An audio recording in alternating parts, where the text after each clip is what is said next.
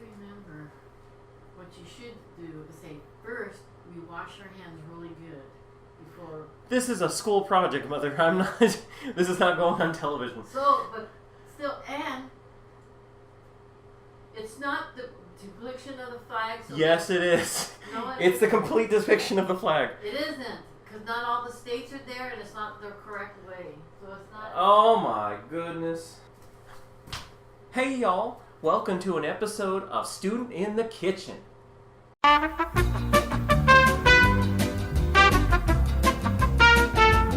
Just kidding, Professor. Just kidding. We like to have fun here. Please don't fail me. So, welcome to Professor in the Kitchen. Welcome to Nicholas Eskey in the Kitchen. So, what I'm doing for my recipe for the 1830s, my chosen decade, is I chose mincemeat, specifically mincemeat pie. Now, even though it is an older recipe than that, I chose one recipe that was published in 1832 in Lydia Marie Child's American Frugal Housewife. Because don't we all know all housewives should be cooking? And shouldn't they be frugal? Gotta save that man that money. So I am actually in my mother's kitchen because I don't cook. And part of the stipulation for me being allowed to use the kitchen is one, that she already cooked the meat. This is a pressure cooker. The recipe calls for 1 1/4 pounds of beef round or leftover roast. She's not comfortable with me actually cooking things myself, or she thinks I'm going to explode the kitchen. So that's why that's there. And also the other stipulation was using this apron, because all cooks need an apron. And notice it's in the American flag, so how very American for this U.S. history class. And just so you know, it's actually illegal to be wearing or using the American flag for anything other than its intended use of as a flag. So technically, I'm breaking the law. I'm a felony. So don't lock me up. Don't report me. So anyway, the recipe, mincemeat, 1832. The original recipe says, I quote, boil a tender, nice piece of beef. Any piece that is clear... Oh, I have to do it in an Old English accent, sorry. Boil a tender, nice piece of beef. Any piece that is clear from sinew and gristle. Boil it till it is perfectly tender. When it is cold, chop it very fine, and be very careful to get out every particle of bone and gristle. The suet is sweeter and better to boil half an hour or more in the liquor the beef has been boiled in. But few people do this. Pare, core, and chop the apples fine. If you use raisins, stone them. Wait a minute, we're stoning raisins here? Is this some, like, biblical stuff here? Where we're stoning raisins? Anyway, stone them. Stone the raisins. If you use currants, wash and dry them at the fire. 2 pounds of beef after it's chopped. 3/4 pound of suet. 1 pound and quarter of sugar. 3 pounds of apples. 2 pounds of currants or raisins. Put in a gill of brandy. That's a unit of measure I'm not familiar with. 3 pounds of apples. 2 pounds of currants or raisins. Put in a gill of brandy. Oh, yeah. Put in a gill... Did I just read that? I think I just reread it. Whoops. Put in a gill of brandy. Lemon brandy is better if you have any prepared. Make it quite moist with new cider. I should not think... This is her, or I'm guessing Ms. Lydia Marie Child talking through the recipe. Ghost! I should not think a quart would be too much. The more moist, the better. If it does not spill out into the oven. A very little pepper. If you use corned meat or tongue for pies, it should be well soaked and boiled at very tender. If you use fresh beef, salt it necessary in the seasoning. 1 ounce of cinnamon, 1 ounce of cloves, 2 nutmegs to the pleasantness of the flavor. pleasantness of the flavor. And a bit of sweet butter. I need Paula Deen here to go, butter, y'all! Sweet butter put upon the top of each pie. Makes them rich. But these are not necessary. Don't go crazy. Sorry, Paula Deen. Baked 3/4 of an hour. If your apples are rather sweet, grate in whole lemon. That is the original recipe from the words of Lydia Marie Childs. The modern adaption, because this is America, modern America, is 1 1/4 pounds of beef. Like I said, that's right here in the pressure cooker. We have 1/4 pound suet right here. And the suet is the fat of kidneys or other parts of beef. 1 1/2 pounds of apples. Already cored a few of them. I wanted to do one in front of the camera to show off this lovely device. We have 1 cup of raisins or currants. I chose raisins. I like raisins better. 1/2 cup of white sugar and 1/2 cup of brown sugar already put in the bowl and by, again, my mother. 1/8 teaspoon of pepper. Have our pepper here. We have 1/2 a teaspoon of salt. We have our little salt container here. 2 teaspoons of cinnamon and 1 teaspoon of clove. And then 2 teaspoons of nutmeg. After that, 1/4 cup of brandy. We don't fool around in this house, as you can tell. 2 cups of cider or apple juice. I am going with cider. And it's kind of settled at the bottom for being in the fridge for so long, so I get my Polaroid picture. Then we have double recipe for pie crust. So the pie crust, since I don't cook, I obviously don't bake, went for already store-bought pie crust. Now, this device, I actually looked it up because I figured it had an old-timey history. It actually really works for the class. So, the apple peeler was invented by Moses Cook from Pennsylvania in 1803 and later developed into a more advanced version by Eli Whitney. So I'm guessing this is the more advanced version right here. And the way this works is you get your nice little apple, you shish kebab it, skewer it, scab it with the device, and as you crank it, almost looking like an, best way to put it, an instrument used to find out if someone's a witch. Just grate it and, the humanity! Then you skin it. The skin just comes right off, y'all. There we go. And then a click. It is out. You have your nice little pared and cored apple. Go ahead and pluck that bad boy off. So, just removed the meat from the pressure cooker. Now, the recipe had called for at least the adaption version. What did it say? Simmer beef 2 to 3 hours or until very tender. In the pressure cooker, that just translated to 35 minutes. The juices have already been drained, so what I'm supposed to be doing right now is shredding it. Now, like I said, this recipe is actually a little bit older, a lot older, than the 1830s, but it obviously was published in an 1832 cookbook. Now, the reason I believe that is because mincemeat was actually able to be stored for a little bit longer than you'd think.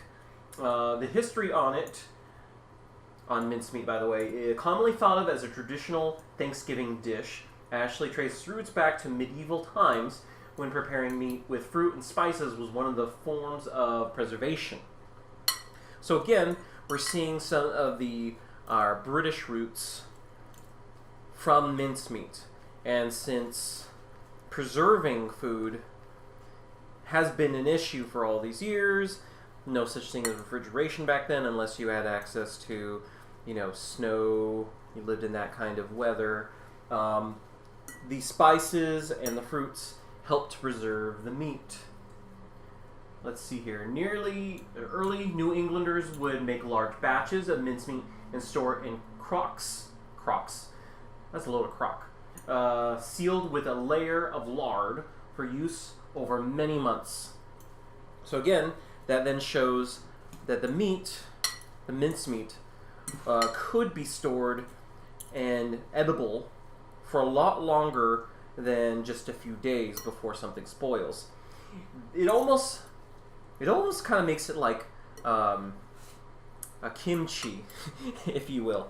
Now, kimchi is obviously a Korean dish, and what goes into that is they put a whole bunch of vegetables into a clay pot and they bury that, and then they kind of eat the kimchi out of the pot over like the course of a year. So then once you get to the bottom of the kimchi, it gets obviously you're going to get a layer of, what's the best way to put it, fermentation and like lovely juices.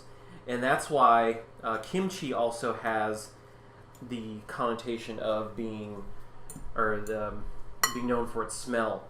And because of that fermentation, once you're ingesting it, you also have that kind of kimchi smell that goes through the pores. I wonder then if similar would be said about people who were eating mincemeat over the course of whatever period of time that they were storing it and eating it. Would there be some still fermentation?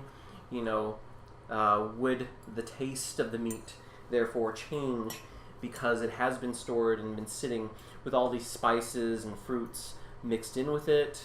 And would you also therefore be getting a nice lovely smell through your sweat pores? Now, as I have learned through our lovely professor who gives nothing but excellent grades, what I learned was that I didn't know this, that Americans ate so much, especially meat, that our diets were heavy in meat. And it does make sense, especially because that is still the case today. Very meat-heavy culture. Our diets are just full of meat compared to other countries who are used to not just having access to meat. And we are lucky in that we were. So this recipe does make sense, that such a large quantity for 2 pies, and then you're able to actually store the mince meat and eat it over a period of time. That does make sense to do that. So then after the meat has been shredded and then minced, and the apples from earlier have been chopped up itself, put it all together in this lovely meat and fruit concoction. Now, the recipe actually says put all the other ingredients together. So it does kind of look like the kimchi scenario I was laying down for you if you're hip to my jive. So we have our brown and regular sugar, our white sugar and our brown sugar, regular. Then we put that, I just want to make sure I'm supposed to put it in. Mix raisin kernel rice. Yep, okay. Plop that in there. Then I also need to add the raisins. Our 1 cup of raisins. Then added the brown sugar and the white sugar. 1/8 teaspoon pepper. Where's the bloody eighth?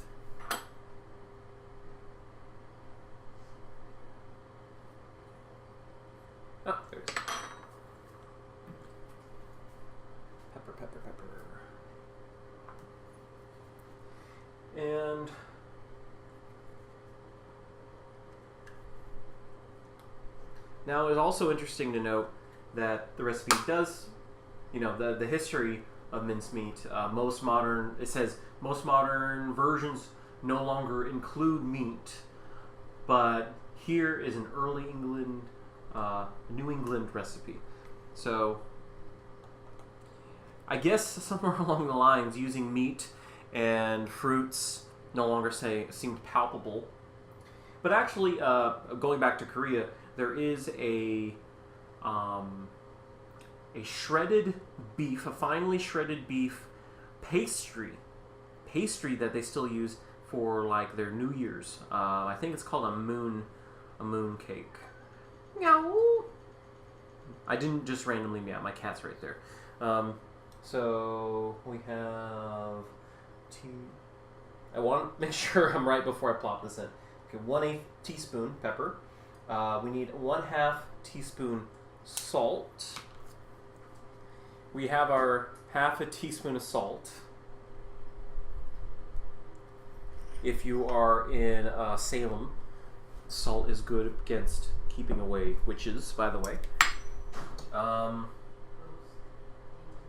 Ghosts and demons, so says my mother off screen. Let's see here. 2 teaspoons of salt. No, or salt. 2 teaspoons of cinnamon. Where the hell's the teaspoon regular? Oh, there you are. Cinnamon. 2? Oh, seems a lot of cinnamon. This is gonna be some sweet meat. Come on.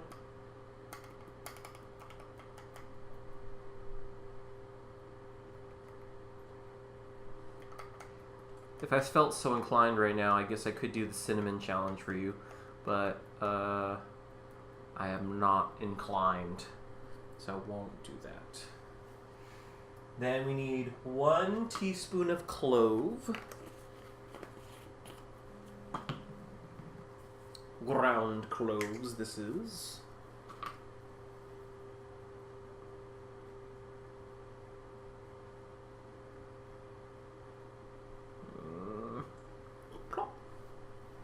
Then 2 teaspoons of nutmeg.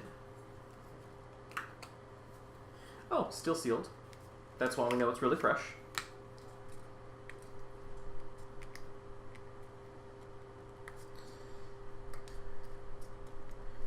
I wish we could do like one of those transitions where I just show you everything plopped in the bowl and then just like whoop, finished product. I hope it's just tasty. I hope it's edible. If not, we have backup plans of ordering pizza. Let's see. So this was, 2 teaspoons of nutmeg. And I'm probably hurting your eyes, like, oh my god, how is this? There, okay. 2 teaspoons nutmeg. Here comes the best part. 1/4 cup of brandy. Sorry, the nutmeg got to me. Oh crap. Let's see. 1/4 cup brandy. Ooh, that's good. Good.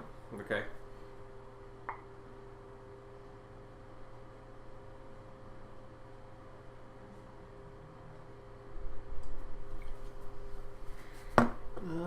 Oh dear. I think that's a little bit too much. Yeah, it's a little bit too much. You know what? I won't say anything if you won't say anything.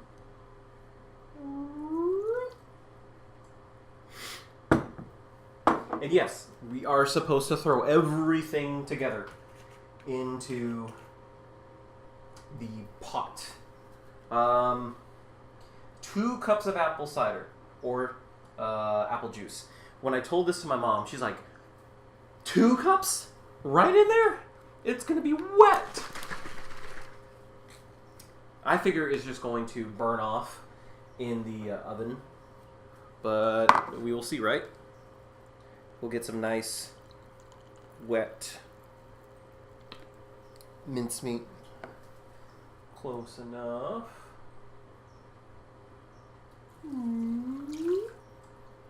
Big old sloppy.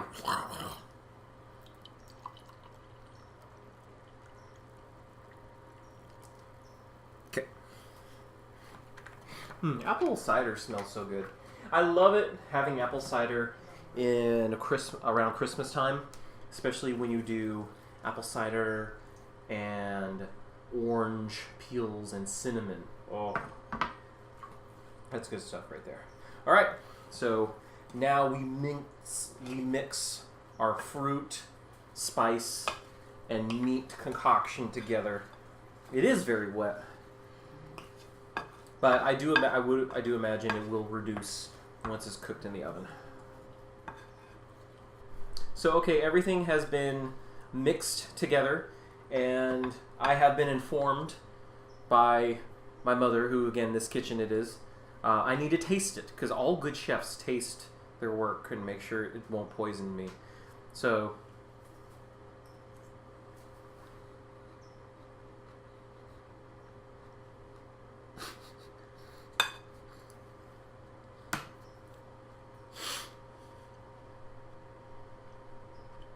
very apple cider. Oh, very sweet. It's weird, be crunching in an apple, and then also you feel the texture of meat, and then I got spices up my nose. Well, once it cooks, it'll be all mushy. Yes, Ms. Vanna White, it will be all mushy. I'm gonna keep that in. Okay, so we have readied our already made pie crust to a nice Pyrex pie tin, or Pyrex pie pan, because obviously they had Pyrex back then. Now, I was also informed that I should probably have the serrated spoon. Oh, I'm up. Hi. I was informed I should have the serrated spoon because then the pie crust will get a little bit too soggy with all the stuff in here. The recipe doesn't say anything of it, so it's interesting how recipes kind of like give you wiggle room to make your own mistakes. So, just gonna have to spoon this in, kind of let the juices flow out. There we go. I really hope this is gonna be okay. And I really can't imagine this being a meal. This, just with the fruit and everything, it seemed more like a dessert. Can't believe people would have mincemeat as a regular dish, especially over a period of time, and that's why all this was here, so it would be storable. Alright, so we have prepared our first pie, and probably only pie, because we're afraid, so we don't want to waste a second pie if that's the case. Gonna cover it.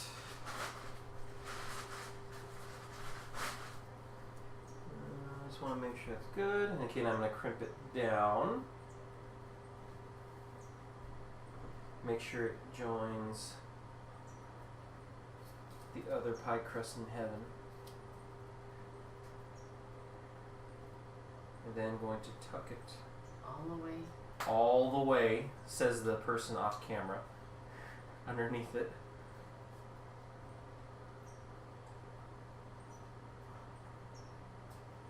I want to seal it in. Oh crap. Meow. Oh, he's my kitty. That's Grayson. He likes to be involved in everything. Don't you, Grayson? Yeah, you do. You want some pie? You want some pie, Grayson? Yeah, you want some pie? Yes, you do. So what I'm doing is I'm rolling the edges of the pie underneath the other pie crust, like sealing it inside so it will not escape my grasp. Okay, almost there, almost there. Woohoo! Now, I'm going to get a fork, and I am going to go all the way around this pie. The recipe doesn't call for it.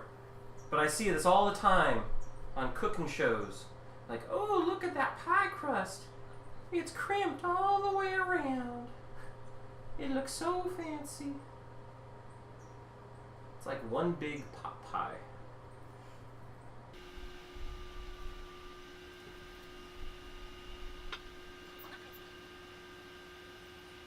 Hooray! In the middle. And now I'm going to stab this pie because I'm very angry with the pie. To let the steam come out. But no, it is to let the steam come out. Not just because I felt like stabbing something. Alright. And then from there, alright, and now once we have our ready pan with aluminum foil, and it's done. No. So we have to go ahead and put it in our oven. It is already preheated for 425, and the recipe calls for it to go in there for 3/4 of an hour, so 45 minutes. Don't get burned. Alright, and then I just sent the timer to 45 minutes. And let's see how it comes out. Okay, the pie had been taken out of the oven and it's been sitting for roughly 20 minutes, a little bit more. Good, I'm not scalding myself. So, this is what it looks like. Wouldn't it be funny if I just dropped it forward? So, this is what the pie looks like. Let's cut into the pie. It actually really smells pretty good. I smell the apple cider, mostly, as well as the apple pie portion. I'm not going to take a big piece just in case it is poison and it is killing me. Oh, I'm cutting into it, and the meat is like one of the first things that's like popping out. Like it's saying, hello. I really like that I did the fork crimping around the sides. I think that gave it a nice, authentic Americana, I don't know, pie look. Oh, wow. So the apples have reduced down and shrunk because of the heat. So they're not really that thick. It's very interesting. My mom's trying to skirt around the camera right now. I invited her to be a part of the video, but she unfortunately has said no because she doesn't like herself on camera or pictures. That sound is her trying to get a fork, not realizing I already had a fork.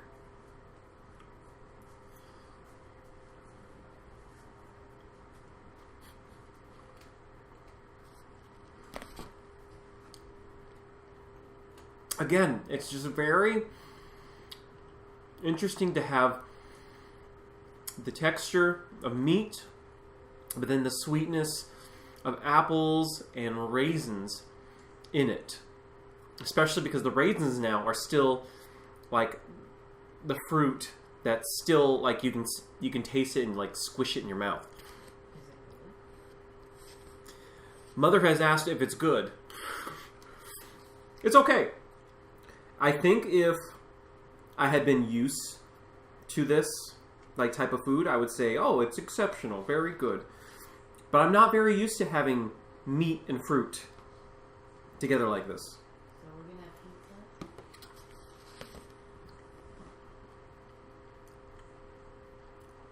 pizza. I think I might have to have pizza. But it is good. It's good. I kind of wish I had someone else to like eat this pie and subject them to it. Here, let's see if I can. So, I hope you can see it. That is inside our mincemeat pie.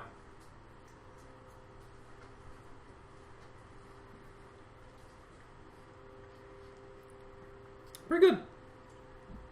So, it really gives you a sense, it really makes you think about what kind of recipes were available to early Americans, just because we didn't have, even though international trade, we had more spices available to us, We definitely don't have the range that we have now, especially the complexity of food. So a lot of the stuff in this, just very interesting. I'm going to repeat that, very interesting. So yeah, that is mincemeat pie. Score, I'd have to say, just because I'm not used to this taste, but I think still I did a good job with the cooking. 5 out of 10. 6 out of 10. We'll make it 6 out of 10. But still probably going to order pizza for dinner. Though, I wonder what the recipe for mincemeat would taste if you had peaches in it. Did you smack peaches out of my hand? We're gonna dance. Alright, thanks for watching, and thank you, Professor, for this very interesting class. Had a very fun time this quarter. Alright, good night.